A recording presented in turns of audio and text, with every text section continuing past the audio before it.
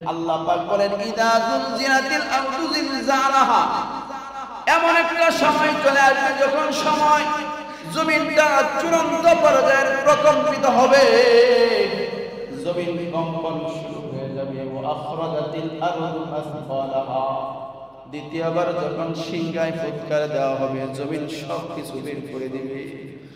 মানুষ টেনশনের মধ্যে পড়ে যাবে, কি ব্যাপার, জমিনের আজকে কি হলো, ভূগর্ভ থেকে সব বের করে দিল। এবার জমিন ডাক দিয়া বলবে এটা আমার কোনো কাজ না, তোমার রব আমাকে আদেশ করেছেন, এজন্য আমি সব বের করে দিলাম। তোমার রব আমাকে আদেশ করেছেন।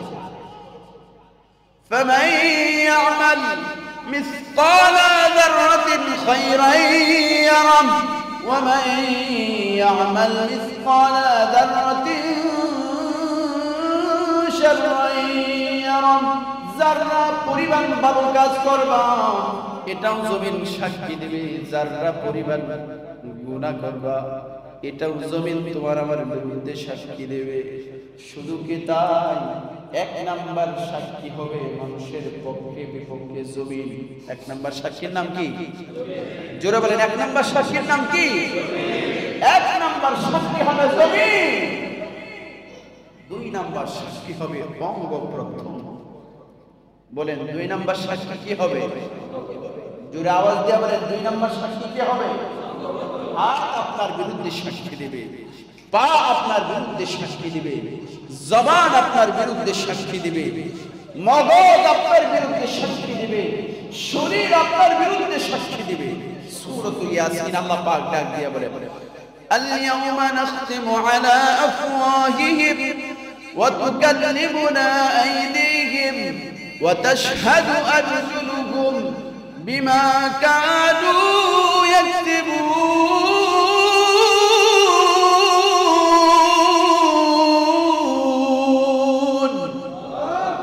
আল্লাহ পাক রব্বুল আলামিন ডাক দিয়ে বলেন, আল-ইয়াওমা নাখতিমু আলা আফওয়াহিহিম, ওই দিন জবানের মধ্যে মোহর মেরে দেওয়া হবে, নিজের বাক শক্তি ওই দিন বন্ধ করে দেওয়া হবে।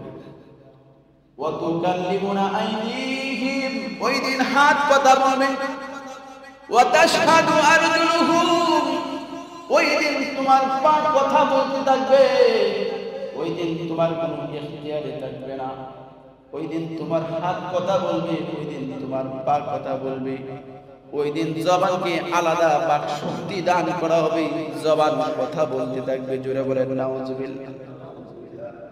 এই জন্য জমিনে ঘোরাফেরা করার সময়, জমিনে চলাফেরা করার সময়, জমিনে কামাই রুজি রোজগার করার সময়, জমিনে কারোর সাথে আচরণ করার সময়, হাত দিয়া কাউকে আঘাত করার সময়, জবান দিয়া কাউকে আঘাত করার সময়, পা দিয়া কাউকে আঘাত করার সময়, পাথর দিয়া কারো শরীর তেতলিয়া করার আগে চিন্তা করা উচিত, যে পাথর দিয়ে আমি মানুষকে তেতলিয়ে দিচ্ছি, পাথরটাও তো আমার বিরুদ্ধে সাক্ষী হবে। কি বলেন? যে পাথর দিয়ে আমি একজন মানুষকে শেষ করে দিলাম, এই পাথর সাক্ষী হবে না? আজকে দেখলাম এক সাংবাদিককে হত্যা করা হয়েছে পাথর দিয়ে আঘাত। কি বলেন, ঠিক কিনা? এই পাথর কি সাক্ষী হবে না? জোরে বলেন, পাথর সাক্ষী হবে কি হবে না? পাথর সাক্ষী হবে, হাত সাক্ষী হবে। আমরা সকলেই জানি, আগে অনেকবার বলা হয়েছে কিরামান কাতিবিন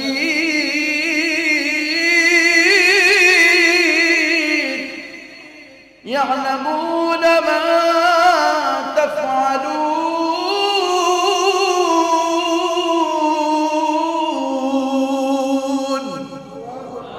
আল্লাহ পাক রব্বুল আলামিন বলেন, তোমার দুই কাঁধের মধ্যে দুইজন ফেরেশতা নিয়োজিত করে রাখলাম, ওই দুইজন ফেরেশতাও কিন্তু হাসরের মাঠে সাক্ষী দিবে। দুইজন ফেরেশতাও তোমার পক্ষে সাক্ষী দিবে, তোমার বিপক্ষেও সাক্ষী দিবে। ওই দিন কিন্তু একে সাক্ষী দিবে জমিন, দ্বিতীয়ত সাক্ষী দিবে তোমার অঙ্গ প্রত্যঙ্গ, তৃতীয়ত সাক্ষী দিবে কিরামান কাতিবিন, দুই কাঁধে দুইজন ফেরেশতা, তারাও সাক্ষী দিবে। চতুর্থ নাম্বার সাক্ষী আবার আল্লাহ পাক ডাক দেয়া বলবেন, আল্লাহু লা ইলাহা ইল্লা হুয়াল হাইয়ুল কাইয়্যুম, আল্লাহ চিরঞ্জীব, আল্লাহর তো কোনো জন্মও নাই, আল্লাহর কোনো মৃত্যুও নাই, তিনি কে? জবান খুলে বলেন তিনি কে? তিনি তো বলেন আল্লাহ।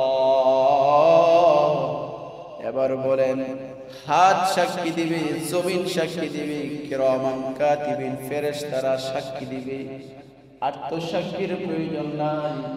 এবার আল্লাহ পাক বলবেন আমিও সাক্ষী দিলাম, আমি তো সব জায়গায় আমার কুদরত বিরাজমান, আমিও সাক্ষী দিলাম তুমি জান্নাতি অথবা জাহান্নামী। কথা বলেন ঠিক? আমিও সাক্ষী দিলাম তুমি জান্নাতি অথবা তুমি জাহান্নামী। তুমি এই গুনাহ করেছো, তুমি গোপনে গোপনে এই নেক আমল করেছো, আমি আল্লাহ তোমার পক্ষে সাক্ষী দিলাম। সুবহানাল্লাহ। এজন্য আল্লাহর কাছে দোয়া করা, আল্লাহুম্মা জাআলনি সাবুরা ওয়াজআলনি শাকুরা ওয়াজআলনি ফি আইনি সগীরা ওয়া ফি আ'য়ুনিন নাসি কাবীরা। রব্বুল আলামিন, তুমি আমাকে সবরকারী বান্দা বানাও, তুমি আমাকে শুকরকারী বান্দা বানাও, কৃতজ্ঞতা অর্জনকারী বান্দা বানাও। আল্লাহ তুমি আমাকে নিজের চোখে ছোট বানায় দাও, মানুষের চোখের সামনে তুমি আমাকে বড় বানায় দাও। দুনিয়াতে এমন কোন আল্লাহওয়ালা নাই যে আল্লাহওয়ালা এই দোয়াটা করেন না।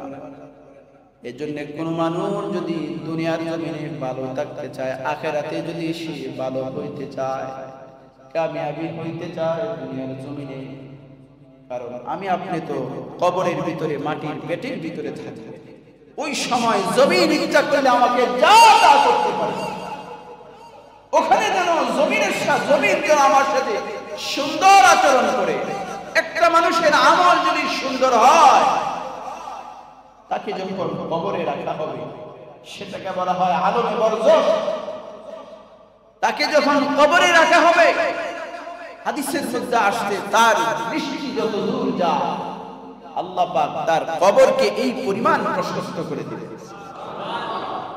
আর একজন বদকার মানুষকে যখন কবরের ভিতরে রাখা হবে, জমিনের মধ্যে রাখা হবে, তখন জমিন তার প্রতি রাগান্বিত হয়ে তার সাথে এমন আচরণ করবে, এমন ভাবে দুই পাশের জমিন চাপ দিবে, এক পাজরের হাড্ডি আরেক পাজরের ভিতরে আঙ্গুল যেমনি ভাবে এবার এক আঙ্গুলের ভিতরে আরেক আঙ্গুল প্রবেশ করে, এভাবে এক পাজরের হাড্ডি আরেক পাজরের হাড্ডির ভিতরে প্রবেশ করবে। নাউযুবিল্লাহ। ওই দিন তো আমার আপনার কিছুই করার থাকবে না। ওই দিন না থাকবে আমার কোন সহযোগী, না থাকবে আমার কোন প্রশাসন, না থাকবে আমার কোন অর্থবিত্ত, না থাকবে আমার কোন লোকজন। ওই দিন থাকবে শুধু নেক আমল, শুধুমাত্র নেক আমলটাই আমার পুঁজি হবে। এই জন্য আসুন আমরা সকলেই মিলে ঐক্যবদ্ধভাবে সিদ্ধান্ত গ্রহণ করি, জমিনের মধ্যে যতদিন বসবাস করব, জবানকে নষ্ট করব না, হাতকে নষ্ট করব না, চোখকে নষ্ট করব না, দিমাগকে নষ্ট করব না, পাকে নষ্ট করব না, চিন্তা চেতনাকে নষ্ট করব না। প্রত্যেকটা মুহূর্তে আমার থাকবে নেক আমল, আমার থাকবে নেক আমল, আমার থাকবে নেক আমল। ইনশাআল্লাহ বলি ইনশাআল্লাহ। আল্লাহ তিনি আমাদের তৌফিক দান করুন। আরো জোরে সুরে বলেন আমিন। যে কথাগুলি বললাম আমাকে আপনাদের